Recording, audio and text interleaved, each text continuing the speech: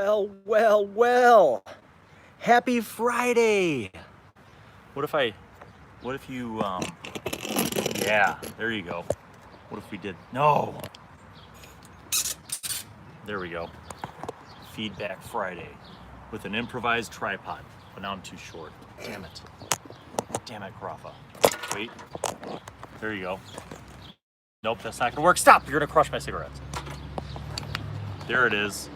What's up, Nat Cat? What's up, Brittany? What's up, the Gaming Tortoise?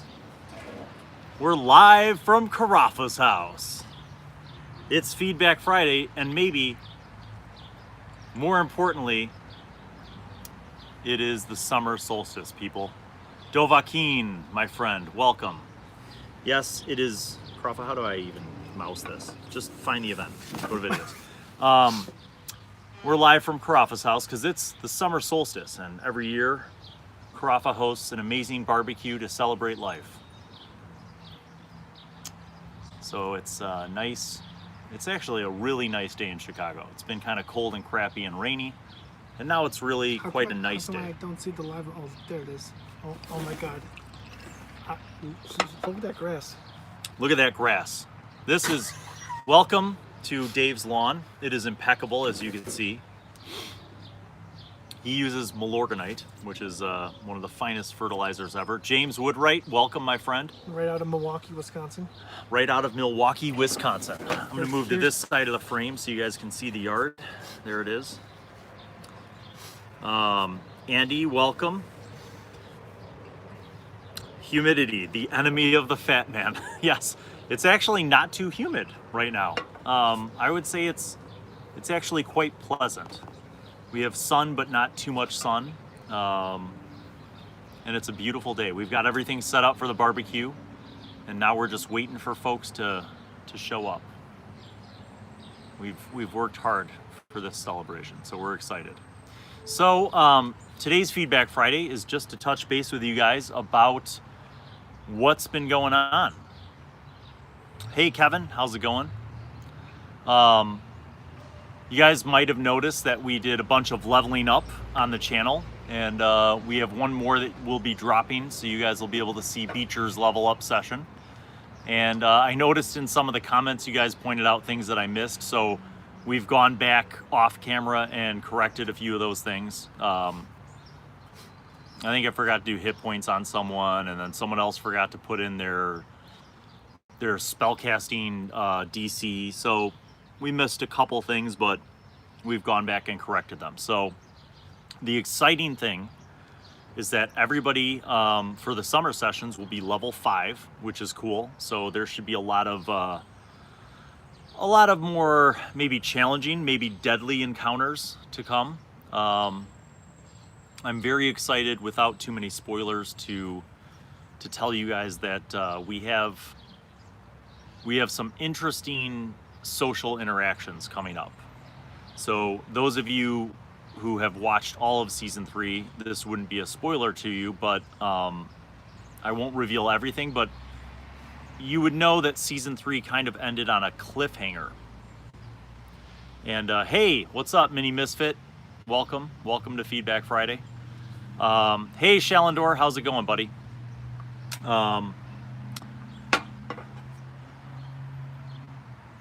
Hey Lily. So Natcat says, my friend and I are trying to make huge lore for mine and his character's grandkids, great grandkids. It's super complicated and giving us headaches. You know what? That's a great topic, and I'm actually gonna touch on that.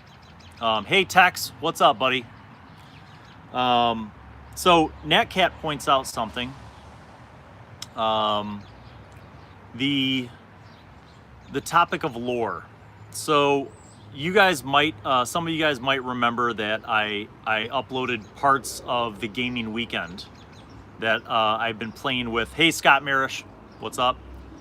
So I'll touch on Natcat's topic of lore. I'm gonna try to summarize, but you know how I can be sometimes, you guys. It's hard to kind of keep all the thoughts together. What's up, Chad? Welcome. So lore. So the gaming weekend guys that I've been playing with, we've been playing for about 12 years. But they're all friends who have been playing since like middle school. since they were, 12-year-old kids.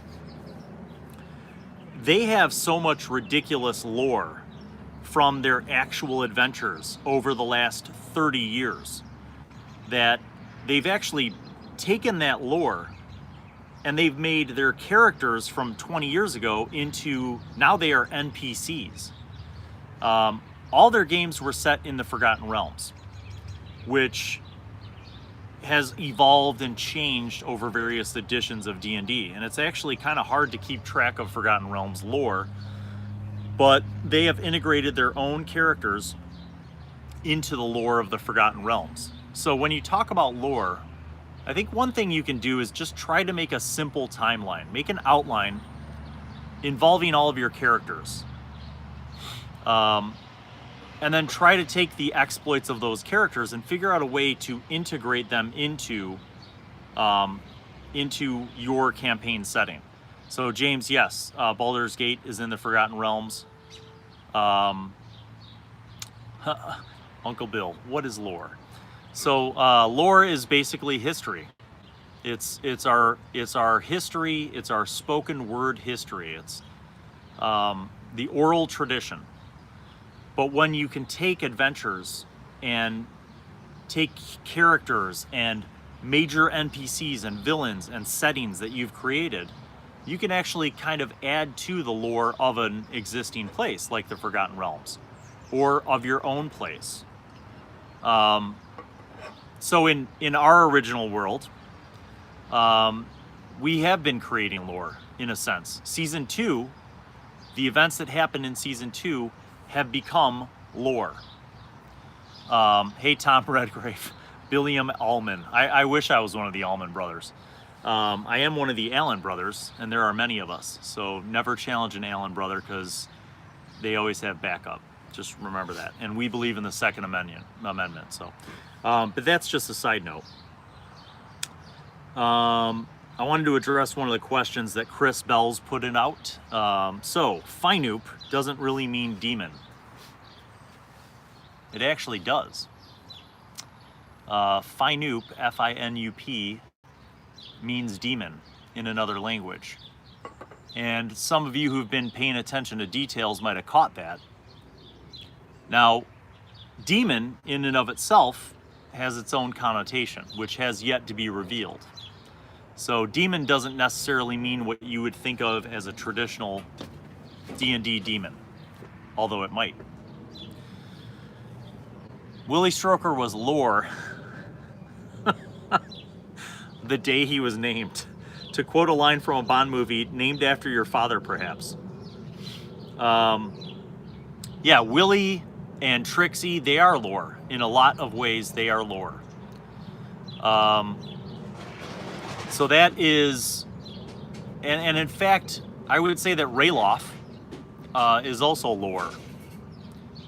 Now, what remains to be seen is how that lore all fits together. And I don't want to spoil it for anybody, so I'm not going to actually explain all that right now. You guys will have to watch the summer sessions.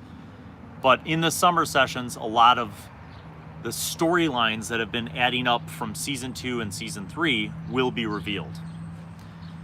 Some of you might even have watched The Handymen on my channel. The Handymen was a campaign that I've been running, but we kind of put on hold. And The Handyman has some lore for my world as well. So here's a question. Does Season 1 fit in with the lore? Hey, Natcat, sorry you couldn't stay. Love you. Thank you for your support. Somebody asked about Season 1. Yes, Season 1 it is part of the world, but it's in another continent.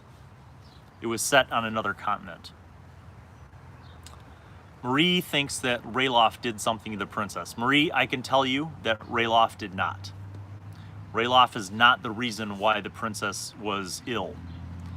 But that was hinted at in Season 3, but not fully explained because actually the characters, the players, didn't investigate it quite as fully as they could have. Brittany, thanks for tuning in. As always, appreciate you. So anyway, for those just joining us, I wonder how Malcolm and his family are getting on since Series 1. You know what? That's a good question. I don't want to, tease out anything that isn't for sure, but I will tell you guys that I've been in discussion with some of the cast members of Season 1 and Season 2 about coming back this summer. So they have some challenges in terms of scheduling, but there is a small possibility that you guys might see the return of Cooper, Rory, and from Season 1, and Max from Season 2, and possibly Matt from Season 2. So we'll see how that works out. Yes, that's Karafa behind me. He's setting up the table for the barbecue here. Let's see, what do we have here? Dave, how do I even mouse? Is there no mouse for this, or do I just touch things? You touch it, it's an my iPad. God. Oh my God, it's an iPad. I'm so old. Let me address, you guys are awesome. Thank you for tuning in. I want to take a look at the chat to try to answer some of your questions. Leonardo, Bill, I'd like to start mastering. Do you think it would be better to use a pre-made story or inventing one of my own? So you guys know that I prefer to run my own stuff, but if you're just starting off, there are not just Wizards of the Coast, but there are literally thousands of pre-published adventures that you could use. So it's in a way, there's nothing wrong if you're a new DM with getting a published adventure and using that. Absolutely, you could totally do that. Haha, DoD, tuning in from the jungle, buddy. Internet is sketchy indeed. Salut, amigo. DoD's on vacation in the jungle. Oh, is he on the stream? Yeah, he's tuning in. So yeah, in short, let me just summarize in saying that there's nothing wrong with using pre-made adventures, you guys. Love you too, brother. Me and Karafa raise a toast to you. Yeah, I don't have any problem with that. Try the Wizards of the Coast stuff, but there are also, in fact, I'm going to tell you guys right now, Limitless Adventures. Limitless Adventures makes a lot of great supplements for D&D. And if you're interested in kind of getting something that's not Wizards of the Coast or from DM's Guild, Limitless Adventures makes a ton of great stuff. They're a small company, but they produce a ton of great stuff. So you could always check them out as well.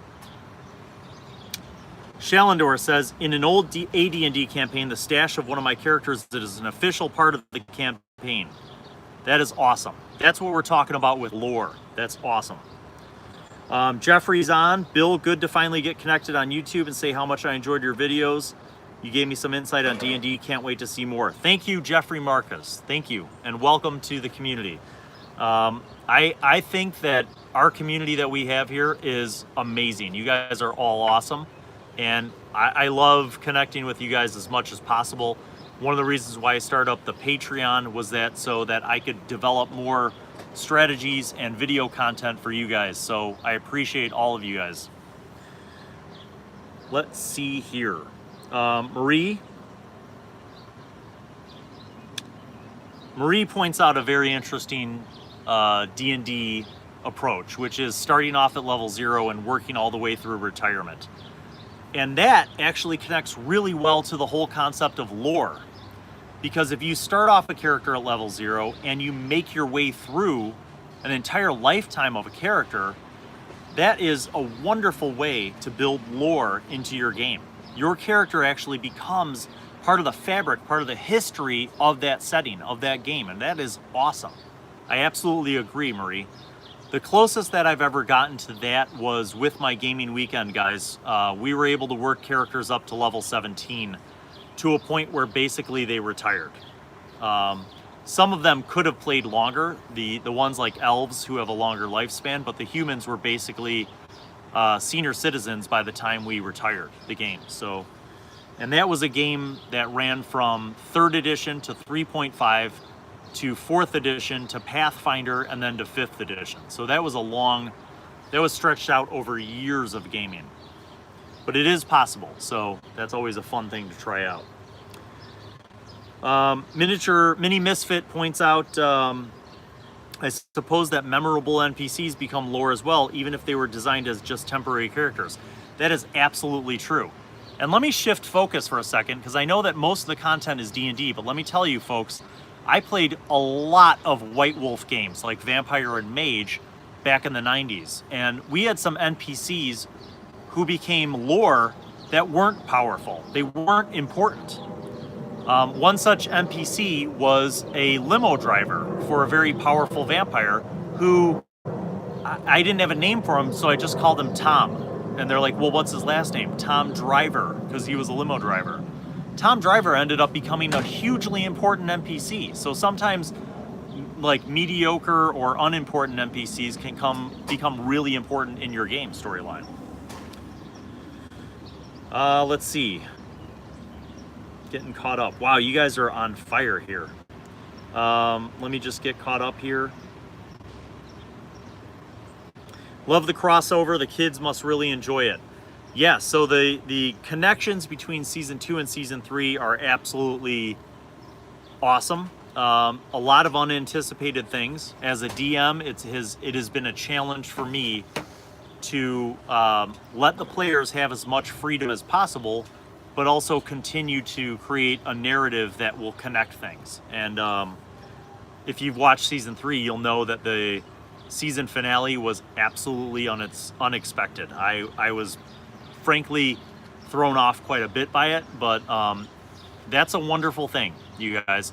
Some of the best magical moments in D&D are the things that are unexpected by the DM, that the players just do, and it doesn't necessarily have to ruin your game or your campaign. You just have to be flexible and adapt, and that takes time. It takes time to develop those skills as a DM to be flexible enough.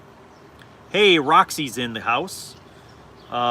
Making a good lore takes so many things in so many ways. I always admire how one does a good one. Making one from players' actions is giving people what they want, and that hits the nail right on the head, Rox. That's what I try to do. You have to remember that any role-playing game is not adversarial. It's not about the DM versus the players. It's about building a storyline together. You, as a DM or game master, you want to create challenge for your players, but it's not about defeating them. It's about letting them operate in your world, and if they make mistakes, they make mistakes. If it's a fair mistake, then there are always consequences for that. James points out, isn't lore just history? I think it is, in a way. It is history, but sometimes lore goes beyond history, becomes maybe almost myth or legend. It depends on the timeline in your operation. DoD Spec Ops says, brother, I'm in the jungle where they filmed the movie Predator. That's awesome, DoD. I haven't been down there in a while, but I have been to Mexico 5 times, and it's pretty amazing.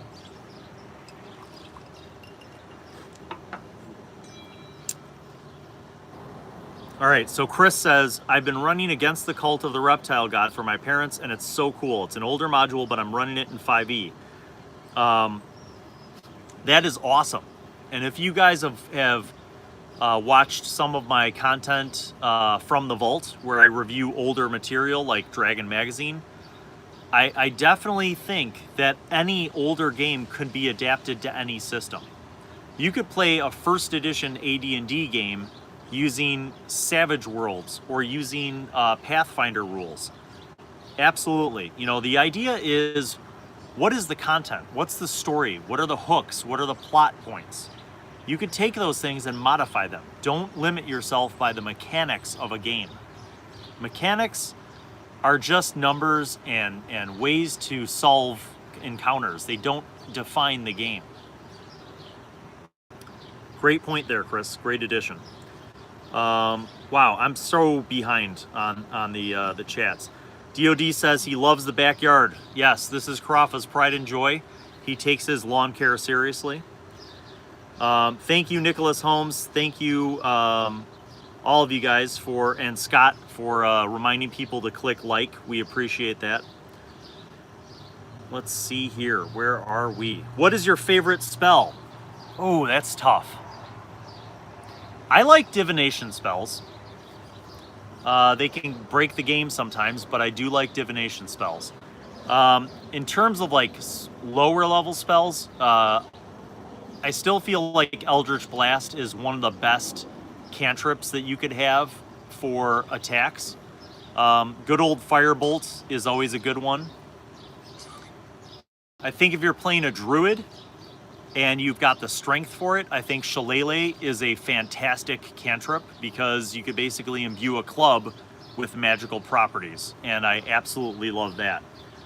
Trying to think of some of the cantrips or lower level spells. You know what, actually, sometimes the stupidest cantrips can be amazing. So something like Prestidigitation or Thaumaturgy can have really cool role-playing impact, or can enhance a proficiency like Deception or Intimidation. So those are all kind of some of the lower level spells that I like.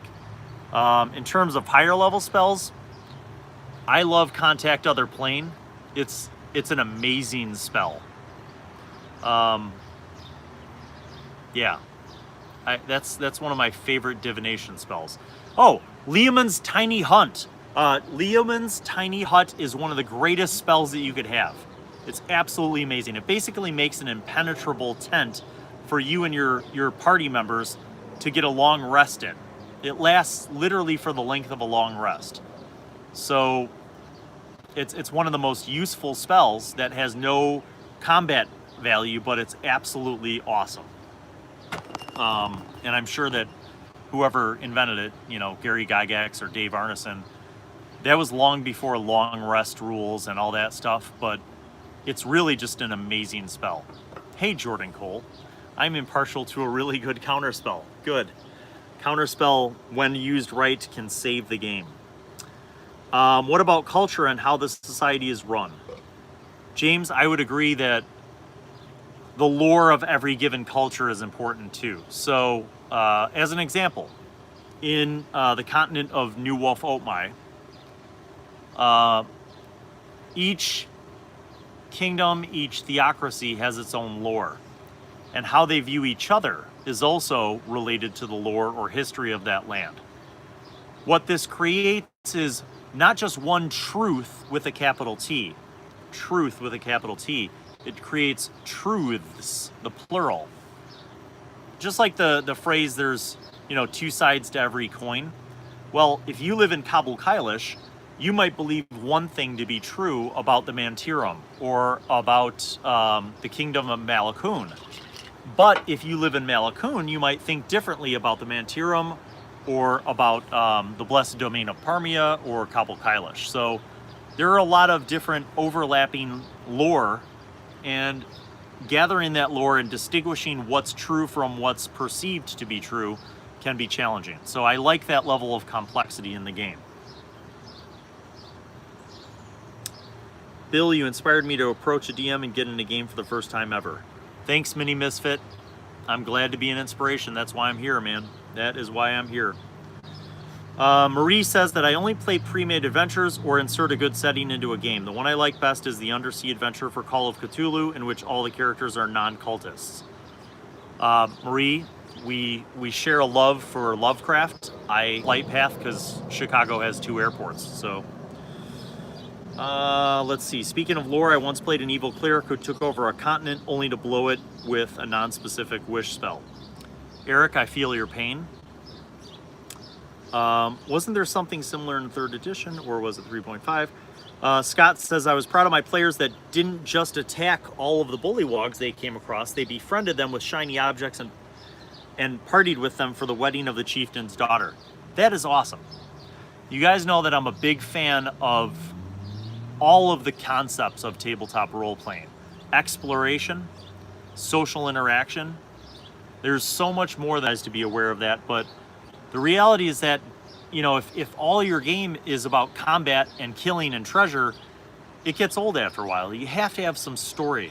And the nicest way to add story is to add in those other elements of role-playing, like exploration and social interaction. So the fact that your party didn't just murder hobo those bullywugs, Scott, is awesome. Well done. Going on for 9 years. We are currently around level 12. That is awesome. And that goes back to what Marie was saying about kind of exploring an entire lifetime of a group of characters. And you could really build your own lore and your own history through that. And then, you know, sometimes you could downtime and say, all right, the next generation of characters now is hearing about the exploits of your original characters as they have become part of the fabric of that history. Hey, Mark Gump, welcome. Thanks for tuning in. Not sure exactly when you turned in. Jordan saying hi. Hi, Jordan. Thumbs up the video. Top 10 text. I wonder if Cademan knows he could just take the comprehend language spell. He could.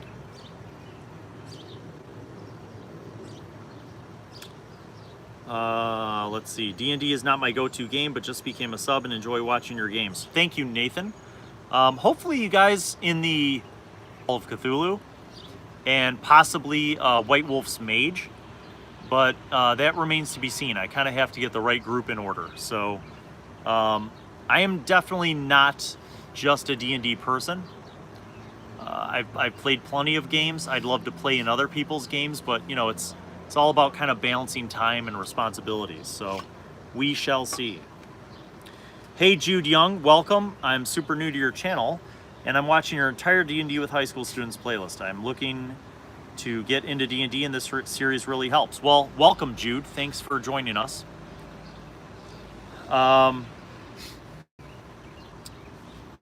Your school is also amazing to support LTTV so much. Admirable administration. I'm from Singapore, and schools tend to be way more rigid here. Well, all I could say is that I consider myself blessed, lucky, and fortunate. So you're right, we do have a great school, and we work our asses off at LTTV in order to be able to make a lot of different content. And I think our community supports it, our administration supports it, so I am very lucky, absolutely.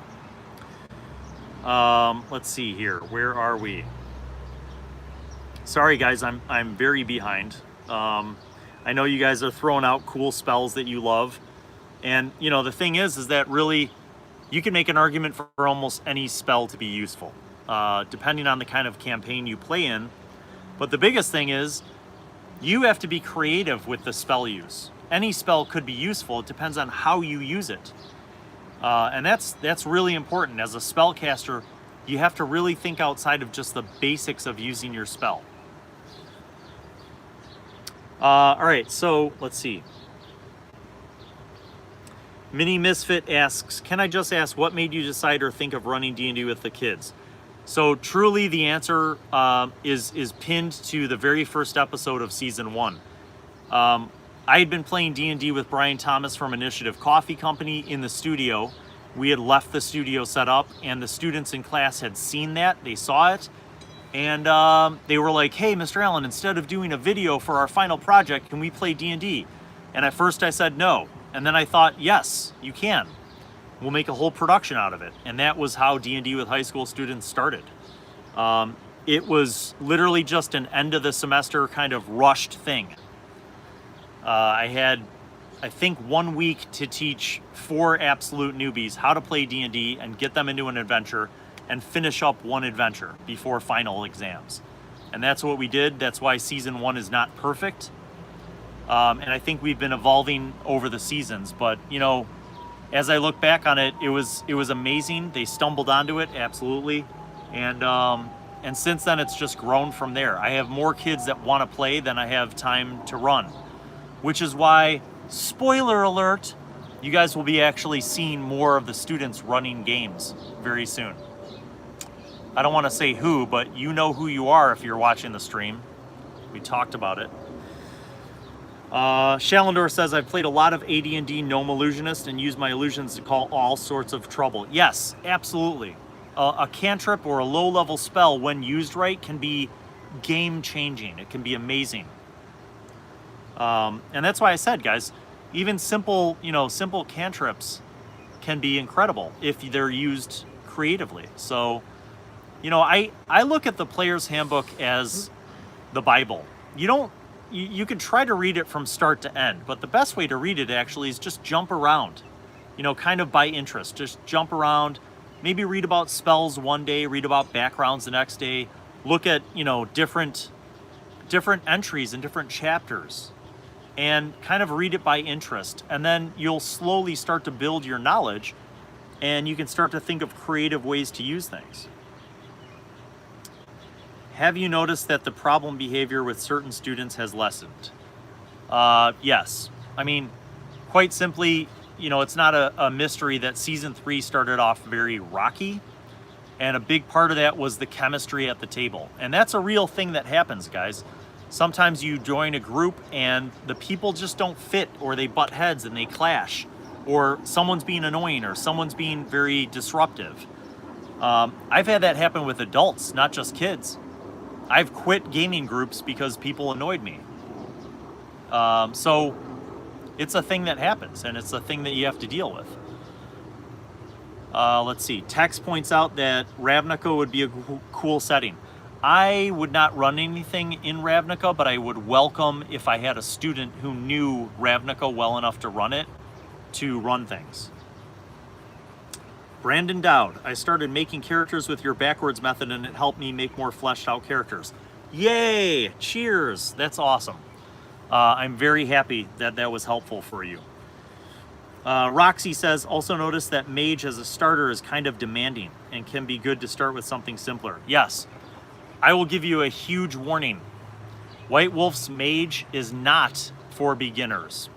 It's a high concept magic system. It requires somebody who knows how role-playing games works and can think outside of the box. Basically, there's no spell list. You have to invent your own spells and explain how they work in Mage. So if you're an experienced gamer, that might just be something that is amazing. If you're scared of that, you should be. Jude Young asks if you're branching into Twitch. So here's the scoop. I have a concept for this fall. It will not replace D&D with high school students, but it will be a new show with the support of my patrons. I'm hoping to be able to get to that next level. And if we can reach that level, I will be able to get the right kind of resources that I need to be able to launch this new show. But basically, it would be a new live show on Twitch. And it would be live on Twitch every week. And then the reruns would be uploaded to the YouTube channel a week later. So yeah, I'll tell you that it's very exciting. And I'll tell you that the concept involves you guys as the viewers on Twitch being able to actually influence the game. Through very small donations. I'm not talking about like, $20 donations. We're talking about like $1 here, $1 there kind of thing. So it's a concept that I've been developing for about a year. But I think it'll be very, very cool, and I think you guys might like it a lot. So let's see. Kevin asks, what should I do if I hate my DM? Chris responded, Kevin, you talk to them and hope it changes, if not quit. I agree with Chris. Just have a really honest discussion. Just tell the DM, say, hey, look, man, I'm trying to enjoy your game, but I really have this problem with XYZ, explain it to them and just say, I don't want to quit, but I enjoy playing with you guys, but, I just feel like, tell them your feelings. If the DM's cool, they'll make adjustments. Maybe they'll apologize. If the DM is a jerk, then they won't. What's up, Troy? Tricky Troy is in the house. Cheers to you, my friend. Happy Friday. Someone asked, what am I drinking? This is Coke Zero. Because I don't drink regular soda. It makes me feel too hyper. So Coke Zero is my jam. Make sure to get dope moderators who understand your concept tightly. You know what, Jude Young? That's exactly what I hope to do. And I hope to have my moderators actually be some of the patrons who are able to do that. And so it should be a really cool concept. Let's see here. Shalendor says, in Pathfinder, we had a mage that stopped attacks by goblins by using a tensor's floating disc to stop the attack by placing it in a doorway. Yeah, even horizontally, I think it would work blocking someone in a door. That's cool. Hey, Evan Lilly's on. Are you coming by, buddy? We're ready. The lawn is beautiful. He drinks Tesco Cherry Coke. Is monthly too little of a frequency to play D&D? Absolutely not. You guys, there have been dry spells where I haven't played D&D for years. Monthly, and the thing is that D&D is kind of one of those take what you can get things. You know, if you can get a group together and play once a month, you're probably not going to have real intricate storylines because it's too hard for people to remember what happens. But one thing that you could do is have your monthly face-to-face game session, and then every week in between that and the next session, you do an email thing. So you kind of keep it going, keep people in the game. That's something that we're doing with our gaming weekend thing. And we only get together like once or twice a year. So I won't see the gaming weekend guys until November, but at least it kind of keeps people fresh. Brandon Down says, I play in multiple groups and teens and 20s, but alas, Bill has too much work and too much family and too many obligations to be able to play once a week. So I'm going to say that the buffering here is probably because we are maxed out on the Wi-Fi. I will say this, you guys have made this channel and this community everything that it is. It is all because of you guys. And you know that I appreciate you guys from the bottom of my heart.